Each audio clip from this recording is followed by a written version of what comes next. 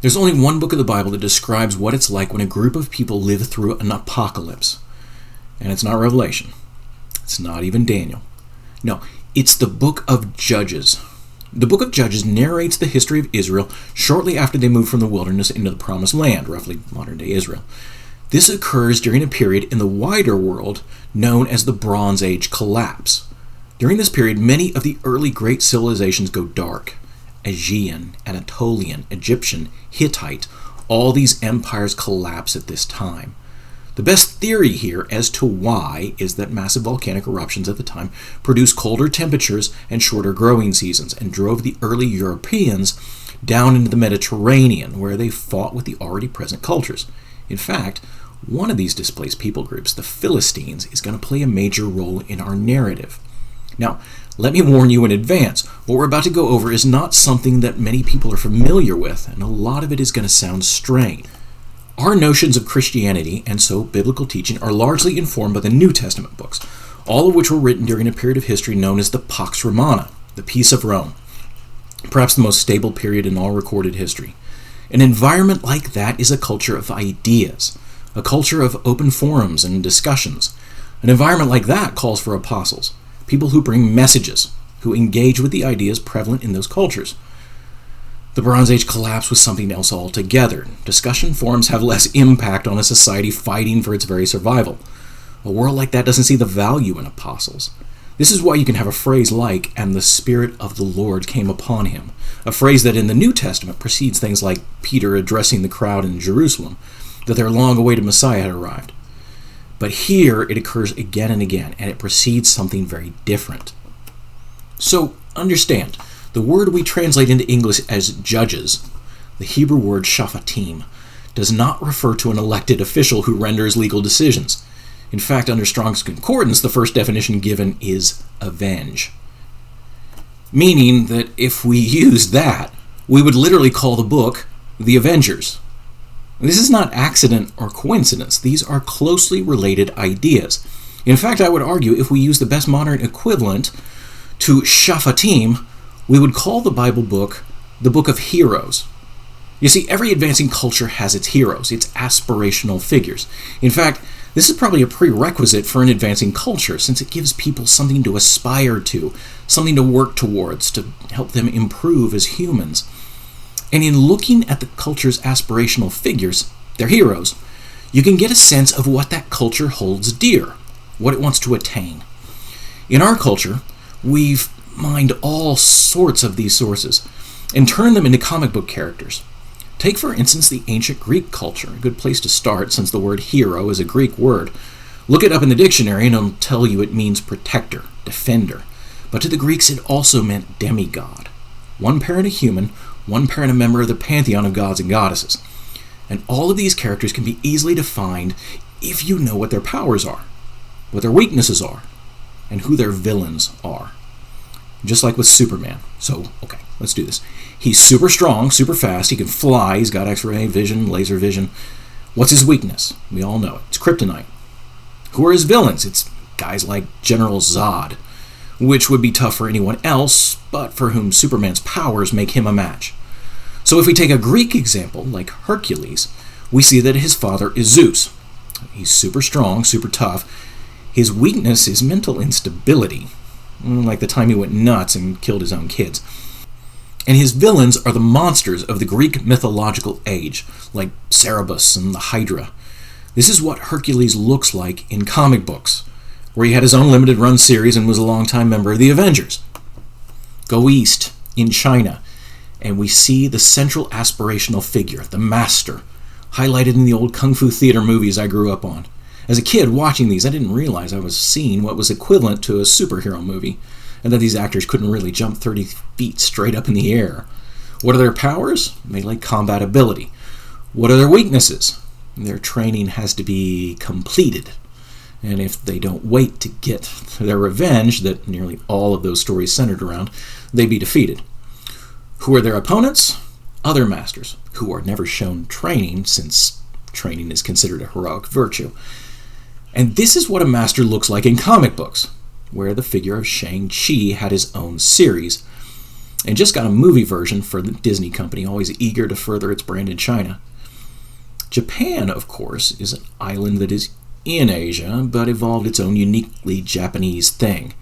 The heroic figure there is the samurai, or just the swordsman. For the Japanese, it's not as egalitarian as in China. Not everyone could become a great swordsman. But for the people of the warrior class, it was still about skill acquisition. The more dependent you were on skill alone, the better. Like Zatoichi here, our blind swordsman that dominated early Japanese cinema. It was also about upholding the warrior code, and the villains were soldiers who did not uphold this code. And this is what he looks like in comic book form, at least once Frank Miller took over the series.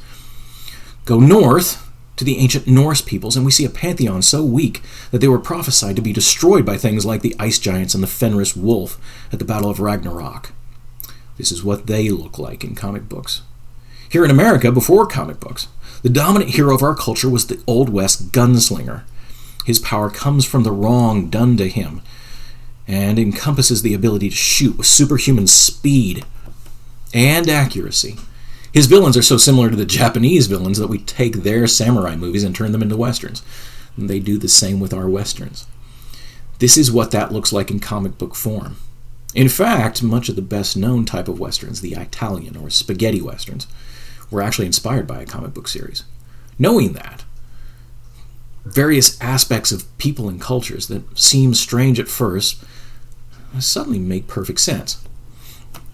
If you know that a Greek-style hero is only a Greek-style hero by dint of birth, then you understand what motivated somebody like Alexander the Great, who, like Hercules, claimed Zeus as his father and was bent on conquest because he considered it proof of his exalted status. That's why he never wanted to stop. If he wasn't running roughshod over his opponents, he might look less like a demigod and more like just an average ruler. Why in the world would Asians develop an elaborate tea ceremony? Why not just drink it? Because in a culture that aspires to skill acquisition, things like the tea ceremony developed as a way of showing your elite status. Look, I know all the steps of proper tea service and can execute them perfectly, and that makes me higher on the cultural aspiration ladder than you. And now it gets a little strange. You see, if I just say Samson was a judge, his power was super strength, his weakness was having his hair cut, his opponents were the Philistines, it sounds like other heroes, and it is, sort of. But there's a big difference. Besides the fact that we're being told that these were actual historical figures, in the Hebrew culture, being a superhero wasn't a club. You weren't born into it, like with the Greeks, and it wasn't particularly centered on skill acquisition, like in Asia. No. In the Hebrew culture, everyone was expected to become a superhero and to perform hero-like feats. All of them. And all of us. The idea is that by simply reading the words of the text and putting them into practice, you were imbibing a kind of super soldier serum. We don't think of it that way because the world we grew up in was generally as peaceful as the first century Roman world. And so not a big need for an Old West-style gunslinger or any of the rest. Not yet, anyway. But make no mistake, the imagery is perfectly clear. What is a superhero? The closest thing to a definition probably comes from Christopher Nolan's Batman Begins. Before he becomes Batman, Liam Neeson's character tells him plainly, "You fight 6. We'll train you to fight 600. In other words, the average person is equivalent to any other average person, 1-to-1. But if you can handle 100 opponents, 200, 300, you're about ready for your own comic book." And this is the standard. According to the book of Leviticus, when the Hebrews were given the law of God, they were told plainly, put this into practice, and 5 of you will drive off 100 foes. That's 20-to-1. Get 100 of you together, you'll drive off 10,000. That's 100-to-1 for each and every one of them. Now, you might have noticed that the best results occur in community. We'll see why later in the series. Right now, at this point, you might be saying, this is kind of a weird Bible lesson. You're not really telling me that I can take on 100 people, are you? Yes, that is what I'm saying. How you become the equal of 100 other people depends on your superpowers. You should probably figure that out before you go and try and clear out a barroom bare-fisted. We'll look at the first example now, since it's short and the lesson it teaches is general to the whole thing. The first judge in the book of Judges is Othniel. What gives him his power? The fact that he's connected to the old regime. We'll get into the history of the time period later. But basically, the early chapters of Judges tell us that the Hebrews who took over the land of Canaan were, as we saw earlier, taught warfare. They were fighters. The writer of Judges tells us the generation after that one wasn't. Othniel was connected to the old regime, the old way of doing things. There's a point here about not being a progressive when the thing that society is progressing towards is collapse. Yeah, that's when you want to be traditional in your basic approach. But I think the real lesson, number one, is 100 to 1 isn't just about how strong you are. It's also about how weak your opponents are, or in our case, how weak they're becoming. You probably grew up in a Judeo-Christian influenced society where everyone was putting these things into practice to some extent, because that's how they were raised. 100 of those are pretty tough. But what about 100 people raised on a diet of social media and their own exceptionalism who can't do a single push-up? How do you like your odds now? Remember, when society is falling apart, it always has a worldview at its core that creates weak people. Lesson number one, don't be a part of it.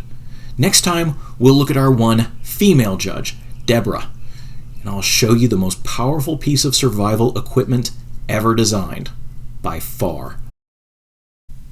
This is David Reichert from The Bunker. Click like and subscribe and click the notification bell, and we'll try and keep the videos coming. Also, see the link below to order Book 1 of the Holocaust Engine series, our pandemic post-apocalyptic horror that won the Pinnacle Award for the best science fiction novel of 2020.